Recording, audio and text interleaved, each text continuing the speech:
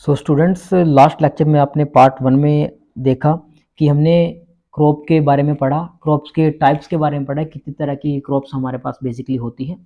तो आगे बढ़ते हैं वीडियो नंबर 2 में। तो अगर आपने अभी तक वीडियो नहीं देखी हो तो आप वीडियो नंबर 1 सर्च करें या आई बटन पे डिस्क्रिप्शन में जाके आप चेक कर सकते हैं, वीडियो का लिंक डिस्क्रिप्शन में दे दिया जाएगा। अगर आपने पहला पार्ट नहीं देखा तो ज़रूर देखें, क्योंकि अगर पहला पार्ट अगर आप देखोगे तभी आपको सेकंड पार्ट समझ में आने वाला है। तो बढ़ते हैं आगे। नेक्स्ट हमारा जो आता है सोइंग, है ना। हम सोल को प्रिपेयर कर रहे थे, ठीक है स्टूडेंट्स। तो सोल को प्रिपेयर करने के लिए जो सेकंड प्रोसेस आता है वो होता है सोइंग। अब हमने सोइल को प्रिपेयर कर लिया था, उसके बाद हम सोइंग करेंगे, यानी कि जो मिट्टी है वो पूरी तरह से तैयार हो चुकी है बीज को बोने के लिए।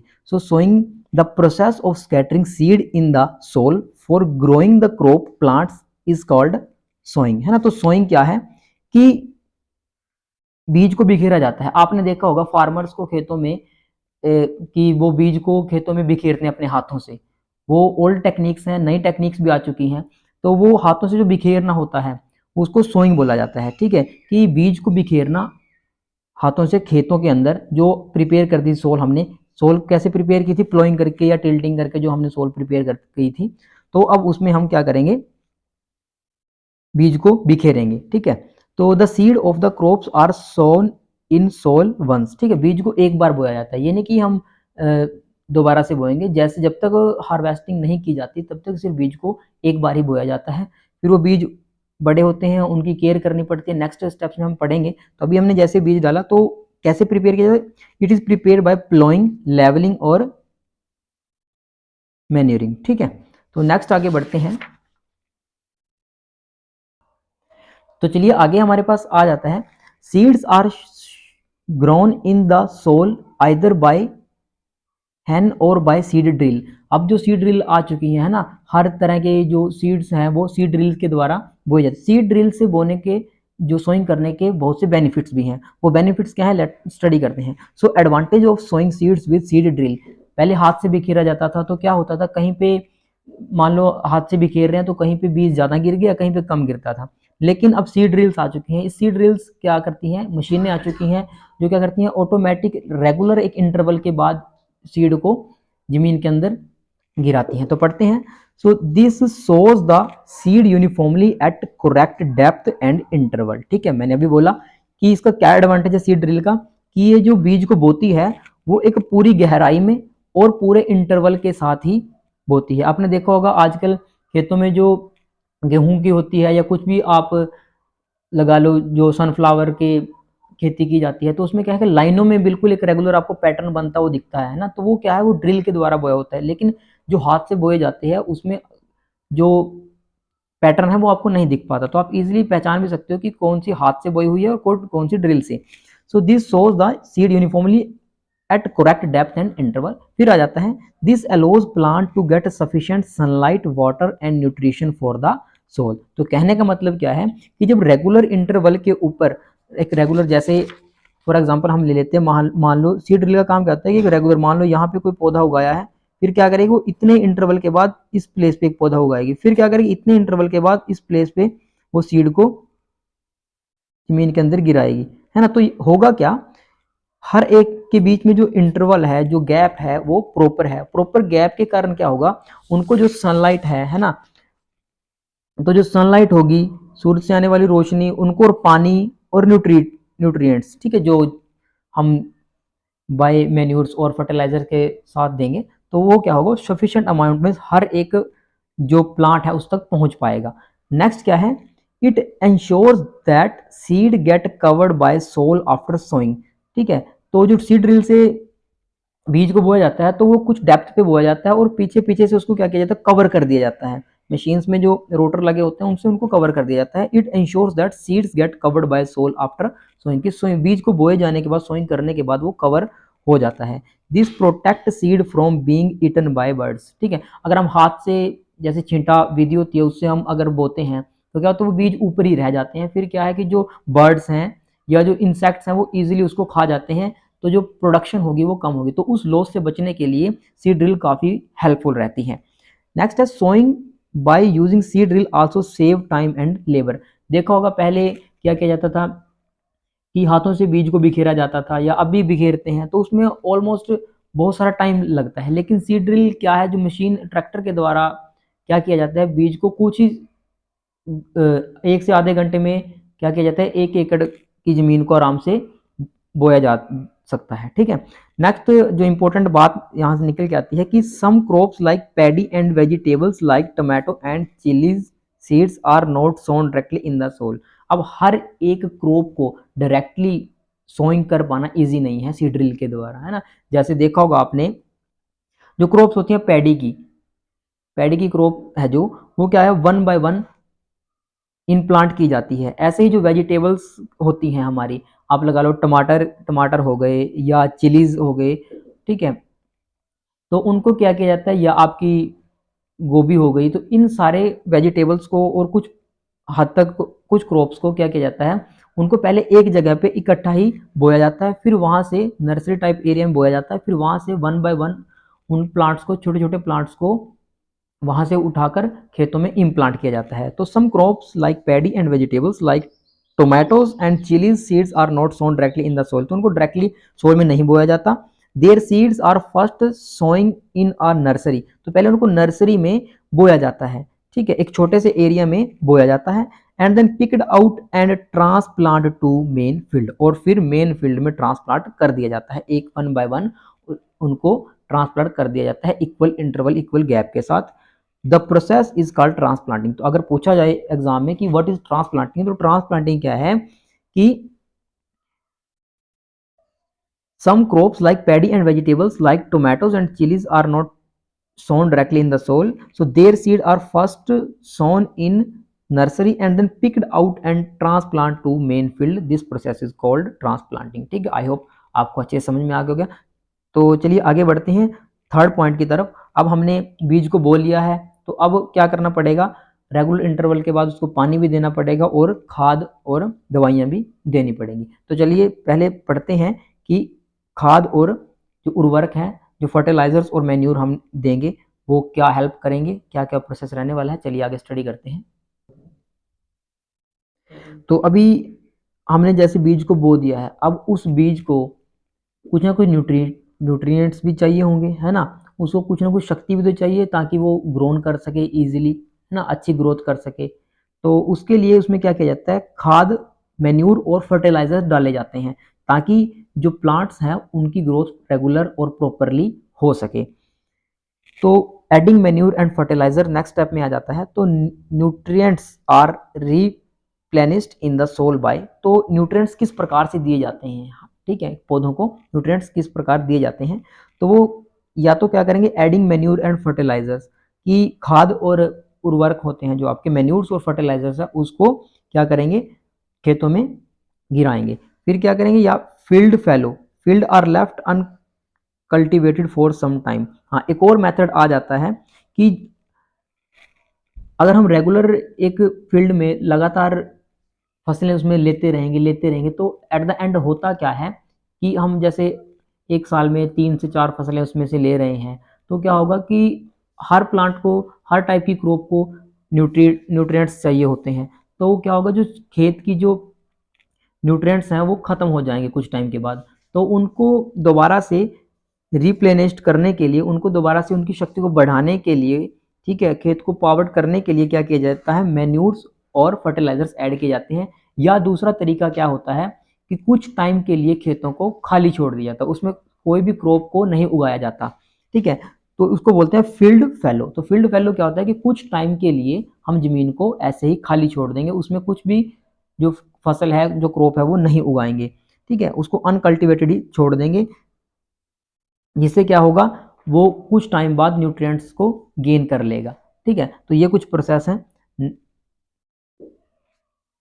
तो आपने देखा होगा कि खेतों में खाद डाला जाता है ना, गोबर का खाद डाला जाता है खेतों में, वो किस लिए डाला जाता है, ताकि जो सोल है वो दोबारा से न्यूट्रिएंट्स को गेन कर पाए, है ना। फर्टिलाइजर्स डाले जाते हैं, डीएपी वगैरह हो गए, यूरिया डाला जाता है, ठीक है, ताकि जो नाइट्रोजन है, फॉस्फोरस है, जो इंपॉर्टेंट इंग्रेडिएंट्स हैं जो चाहिए सोल को, जो प्लांट्स को चाहिए, वो इजीली मिल सके, ठीक है। अब आगे बढ़ते हैं। अब हमने खाद वगैरह डाल दिया है, तो अब क्या करते हैं, उसके बाद जो फार्मर्स है वो क्या करते हैं, उसको पानी देते हैं, है ना। इरिगेशन प्रोसेस उसके बाद आ जाता है। तो चलिए आगे आ जाता है फोर्थ पॉइंट, इरिगेशन। इरिगेशन क्या है? So the process of supplying water to crop at regular interval is called irrigation. ठीक है, एक रेगुलर इंटरवल के बाद पानी की सप्लाई करना क्रॉप्स को।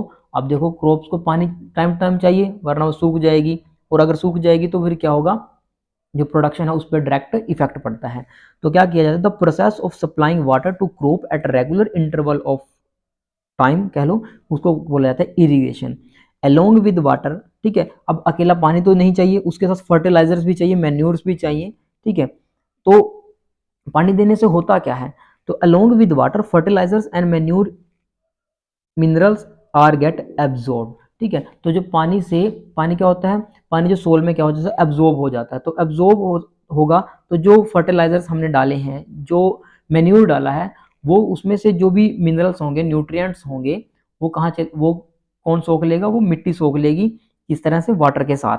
सो the time and frequency of irrigation vary from crop to crop, soil to soil and season to season. ये नहीं कि अभी देखा होगा कि कुछ जो क्रॉप्स होती हैं रबी की और खरीफ की, कुछ सर्दी में होती हैं और कुछ गर्मी में होती है, गर्मी वाले को पानी ज़्यादा चाहिए, ठीक है, और ऐसे सर्दी वाले को पानी थोड़ा चाहिए। तो वो वेरी करता है कि क्या सीज़न है, सीज़न के अकॉर्डिंग। अब रेनी सीजन में जो क्रॉप्स ग्रोन की जाती हैं उनको पानी कम चाहिए, क्योंकि ऑलमोस्ट उनको पानी रेन से मिल जाता है। तो वो सोल टू सोल, अब मिट्टी कैसी है, मिट्टी पे भी डिपेंड करता है, सोल पे भी डिपेंड करता है कि कितना पानी चाहिए। तो जो फ्रीक्वेंसी और टाइम है कि कितने टाइम के बाद पानी दिया जाए, वो डिपेंड करती है किसके ऊपर, क्रॉप टू क्रॉप की फसल क्या ले रहे हैं आप खेत से, और सोल टू सोल की मिट्टी कैसी है। काफ़ी तरह की मिट्टी आप स्टडी करते हो, 6-7 क्लास में अपने पढ़ा होगा सोल के बारे में। तो काफ़ी तरह की होती है, डिफरेंट डिफरेंट क्लाइमेट्स में डिफरेंट डिफरेंट वो देना पड़ता है, उनको पानी देना पड़ता है, और सीजन टू सीजन वेरी करती हैं। फिर इरिगेशन के कुछ मेथड्स हैं जो मोस्टली यूज़ करने चाहिए और जो किए भी जाते हैं, ठीक है। तो जो पहला इरिगेशन का मेथड है वो है स्प्रिंकल सिस्टम। तो स्प्रिंकल सिस्टम क्या है, this method is used for uneven land. ठीक है, अनइवन लैंड लाइक जैसे हमारे कंट्री के कुछ स्टेट्स हैं, आसाम हो गया, हिमाचल हो गया, तो उनमें क्या है, अनइवन लैंड है, कहीं पे जमीन ज़्यादा ऊपर है, कहीं नीचे है, कहीं ऊपर है। देखा होगा आपने कि जो इस तरह की लैंड है वहाँ पे टी वगैरह, जो टी के प्लांट्स हैं वो उगाए जाते हैं, है ना। तो क्या है, this method is use for uneven land. जो स्प्रिंकल मेथड है, ठीक है, जिसको हम फवारा विधि बोल देते हैं, तो वो कहाँ यूज किया जाता है, अनइवन लैंड, जहाँ पे जमीन एक जैसी नहीं है, ठीक है, जहाँ समतल जमीन नहीं है, प्लेन जमीन नहीं है, वहाँ पे कैसी स्प्रिंकल मेथड का यूज करते हैं। So the perpendicular pipes having rotating nozzle on top. तो परपेंडिकुलर पाइप होते हैं कुछ इस तरह से, जैसे तो इस तरह कुछ पाइप्स होते हैं और उसके आगे एक नोजल टाइप कुछ लगा होता है, ठीक है। वो नोजल लगी होती है, वो क्या करती है, वो पानी को स्प्रिंकल करती है ना, ऐसे ऐसे फेंकती है। जब फवारा देखा होगा आपने आपके घरों में लगा होता है, तो इस तरह से होता है। तो वो क्या करता है, ऐसे हर तरह बौछार करता है पानी की, ठीक है। The perpendicular pipes having rotating nozzle on top, उसके टॉप पे एक रोटेटिंग नोजल लगी होती है जो घूमती रहती है। आपने फवारा देखा होगा पार्क वगैरह में, तो वही सिस्टम होता है। They are connected to main pipeline, और उनको मेन पाइपलाइन से जोड़ दिया जाता है। When water is allowed to pass through the main pipeline, तो जैसे मेन पाइपलाइन से वाटर पास होगा विद प्रेशर के साथ, so it escapes through the rotating nozzle, और वो रोटेटिंग नोजल से निकलता है तो एक फवारा सा बन जाता है, ठीक है। तो वो है sprinkle system.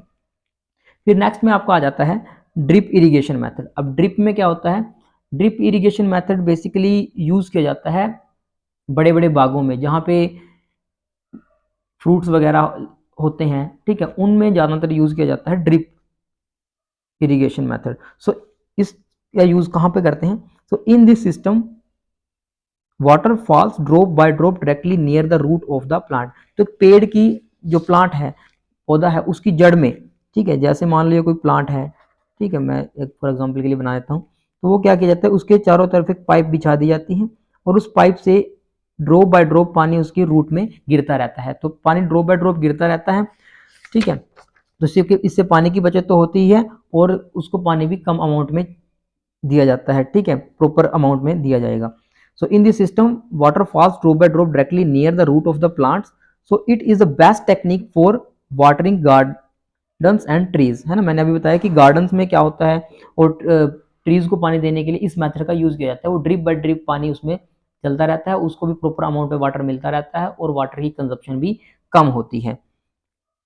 It is the best in region where water availability is poor. तो इस तरह का मेथड कहाँ पे बेनिफिशियल है, जैसे राजस्थान टाइप एरिया है तो वहां पे पानी की पहले ही बहुत कमी रहती है, तो इस तरह के इलाकों में, इस तरह के एरियाज में ड्रिप इरिगेशन मेथड का यूज किया जाता है। तो बोथ मेथड्स हैं जो उनके अपने अपने बेनिफिट्स हैं, तो दोनों मेथड को किसानों को, जो फार्मर्स हैं उनको अपनाना चाहिए ताकि ज़्यादा से ज़्यादा वाटर की सेविंग की जा सके। चलिए इरिगेशन का हो गया, अब नेक्स्ट चलते हैं आगे। तो चलिए आगे बढ़ते हैं, आगे है वीडिंग। वीडिंग क्या है? The undesirable plants which grow along the cultivated crop are called weeds and the removal of weeds is called weeding. ठीक है, वीड क्या है कि अनवांटेड प्लांट्स जो हमें क्रॉप्स के साथ नहीं चाहिए वो भी उग जाते हैं, वो भी ग्रोन हो जाते हैं। ठीक है, तो उन प्लांट्स को बोला जाता है वीड्स। ठीक है, और उनको रिमूवल करने के प्रोसेस को बोला जाता है वीडिंग। ठीक है, जैसे आप खेतों में फसल उगाई, 15 से 20 दिन या 1 महीने के बाद वो बड़ी हो जाती है तो उसके साथ वीड्स भी आ जाते हैं, कुछ अनवांटेड प्लांट्स भी आ जाते हैं, तो उनको निकालना पड़ता है ना। तो उस प्रोसेस को बोलते हैं वीडिंग। अब क्यों निकालते हैं, उसका क्या रीज़न है? क्योंकि अगर वीड्स को ना निकाला जाए तो वो ग्रो होंगे क्रॉप के साथ, और जो न्यूट्रिएंट्स क्रॉप को चाहिए सेम उनको भी चाहिए, तो वो क्या करेंगे, वाटर भी उनको उतना ही चाहिए होगा, जो हम मैन्यूर फर्टिलाइजर डालते हैं तो वो क्रॉप्स को ना मिलके उनको भी मिलता रहता है, जो हमारे लिए फ़ायदेमंद नहीं होता। तो इससे डायरेक्ट प्रोडक्शन पर इफेक्ट डलता है। तो मेथड्स हैं कुछ वीड्स को रिमूव करने के। सबसे पहले तो बेसिक्स मेथड जो होते हैं, आप किस तरह से जो अनवांटेड प्लांट्स उग चुके हैं खेत में तो उनको कैसे निकालते हैं। सो कुछ केमिकल भी यूज़ किए जाते हैं और कुछ मैन्युअली भी किया जाता है। तो methods for removing weeds, weeds को रिमूव करने के methods, the chemicals use to control weed are called weedicide. तो क्वेश्चन आ सकता है कि व्हाट इज वीडीसाइड्स। तो वीडीसाइड्स क्या है? ऐसे chemicals, the chemical use to control weeds are called weedicides. तो कुछ एग्जांपल्स हैं, जैसे 2,4-D, वो क्या है, वीडीसाइड्स हैं। These are spread in field to kill weeds, they do not harm crops. Okay, कि जो ये वीडीसाइड्स हैं ये सिर्फ क्या करेंगे, सिर्फ जो वीड्स हैं उनको ही हार्म करते हैं, उनको ही डैमेज करते हैं, लेकिन जो हमारी क्रॉप है उसको डैमेज नहीं करते। नेक्स्ट आ जाता है कुछ आपके मैनुअल मेथड भी आ जाते हैं। तो जैसे weeds can be removed manually, हाथों से भी निकाला जाता है मैनुअली, बाय अपरूटिंग और cutting them close to ground with the help of khurpi. खुरपी आपने देखी होगी, खुरपी की हेल्प से क्या किया जाता है, उनको उनकी रूट्स के पास से उनको उखाड़ दिया जाता है ताकि वो क्रॉप के साथ ग्रोन अप ना हो सकें और जो हम मैन्यूर्स या जो भी डाल रहे हैं वो उनको ना मिल पाए, तो ओवरऑल जो बेनिफिट है वो क्रॉप को ही मिले। तो ये कुछ मेथड हैं वीड्स को रिमूव करने के। आई होप समझ में आ गया होगा वीड क्या होते हैं और वीडिंग प्रोसेस क्या होता है। तो वीडिंग क्या होता है, वीड्स को, जिसको हम हिंदी में खरपतवार बोल देते हैं, उसको निकालना क्या है, वीडिंग है। नेक्स्ट बढ़ते हैं। अब ऑलमोस्ट हर एक जो क्रॉप है उसका टाइम पीरियड ग्रोन होने का वो अलग अलग रहता है। ठीक है, कोई किसी का 2 मंथ्स होता है, किसी का 3 मंथ्स होता है, किसी का 4 मंथ्स होता है। तो अब इतना प्रोसेस, इतना टाइमिंग निकलने के बाद, केयर करने के बाद, अब फार्मर्स क्या करते हैं, उसकी हार्वेस्टिंग करते हैं। तो हार्वेस्टिंग क्या है, हार्वेस्ट करना यानी कि जो भी क्रॉप हमने उगाई है, जो फसल उगाई है, उसको, उसकी कटाई करना। ठीक है, तो the cutting of matured crop is called harvesting. जो फसल अब पक के तैयार हो चुकी है, जो रेडी हो चुकी है, उसको क्या किया जाता है, हार्वेस्ट किया जाता है, काटा जाता है। तो हार्वेस्टिंग भी ओल्ड जो मेथड्स हैं उसमें हाथ से कटाई की जाती थी। ठीक है, लेकिन अब मॉडर्न टेक्निक्स आ चुकी हैं, मॉडर्न मशीन्स आ चुकी हैं। ठीक है जी, जो हमारा टाइम भी बचाती हैं और लेबर भी बचाती हैं। तो harvesting is done manually by sickle और by a machine called harvester. ठीक है, हार्वेस्टर से या सिकल से मैनुअली क्या, जो हमारी दांती वगैरह होती है उससे कटाई की जाती है, हार्वेस्ट की जाती है, या फिर हार्वेस्टर्स होते हैं जो मशीन हार्वेस्टर का यूज़ किया जाता है। ठीक है। उसके बाद एक आता है थ्रेशर। थ्रेशर आपने सुना होगा। तो थ्रेसिंग क्या है? आफ्टर हार्वेस्टिंग, जब हमने फसल काट ली तो उसको, उसमें जो ग्रेन्स हैं उसको निकालना भी पड़ेगा, ठीक है। तो उसको निकालने के लिए जो प्रोसेस होता है उसको बोल जाता है threshing. So after harvesting the seed grains are beaten so that they get separate from its outer covering, ठीक है। कि जो बीज कवर के अंदर डला पड़ा है या जो अभी प्लांट के साथ लगा पड़ा है उसको अलग किया जाता है ग्रेन्स को, तो उस ग्रेन्स को अलग करने के प्रोसेस को बोला जाता है थ्रेसिंग, ठीक है जी। This process is called threshing. तो उस प्रोसेस को क्या कहते हैं? थ्रेसिंग। और थ्रेसिंग के लिए थ्रेसिंग मशीन्स का यूज किया जाता है। तो थ्रेसिंग मशीन्स आपकी क्या हो जाती हैं? तो the it is done with machines like combine और थ्रेशर। तो कंबाइन मशीन आपने देखा होगा, बड़ी सी एक मशीन, कंबाइन मशीन उसको बोला जाता है, तो उसका यूज किया जाता है, या थ्रेशर का यूज किया जाता है क्या करने के लिए? जो थ्रेशिंग करने के लिए, जो ग्रेन्स हमने हार्वेस्ट की है उसको सेपरेट आउट करने के लिए इन मशीन्स का यूज किया जाता है। तो चलिए नेक्स्ट बचता है आपका, अब आपने सारा काम जो फार्मर्स हैं उन्होंने सारा 6 प्रोसेस ये कर लिए, अब लास्ट प्रोसेस बचता है स्टोरेज का, है ना। तो चलिए स्टोरेज की तरफ बढ़ते हैं। तो देखो, जो हमने ग्रेन हार्वेस्ट की है अब उसको हम डायरेक्टली स्टोर नहीं कर सकते। डायरेक्टली स्टोर अगर करेंगे तो उसमें फंगस वगैरह आ जाएगी, तो उसकी प्रोटेक्शन के लिए कुछ प्रिकॉशंस यूज़ की जाती हैं, कुछ प्रोसेसेस किए जाते हैं, फिर उसको स्टोर किया जाता है। तो चलिए अब पढ़ते हैं स्टोरेज के बारे में। तो storage of food grains after harvesting, harvest हमने कर लिया है, so it is important to store the food grain properly. तो सही ढंग से उनको ग्रेन को स्टोर करना भी इम्पोर्टेंट है ना। अगर सही ढंग से ना करें तो उसके अंदर मॉइस्चर आ जाएगा। तो चलिए, the harvested grains have more moisture so they are dried properly in sunlight and then they are stored. तो उसको पहले सुखाया जाता है सनलाइट में, है ना। सनलाइट में सुखाया जाता है ताकि जिसमें उसमें जो भी मॉइस्चर प्रेजेंट है वो पूरे का पूरा निकल जाए और जो ग्रेन्स हैं वो पूरी तरह से ड्राई हो जाएं, फिर उसको स्टोर किया जाता है। Farmer store grain in jute bags and metallic beans. आपने देखा होगा बड़े बड़े ड्रम्स होते हैं, है ना, लोहे के बने हुए मेटल के, तो उनमें या तो उनमें फिर स्टोर कर लिया जाता है या फिर जूट के बैग्स होते हैं, बोरियां देखे होंगे आपने, तो उसमें स्टोर कर लिया जाता है।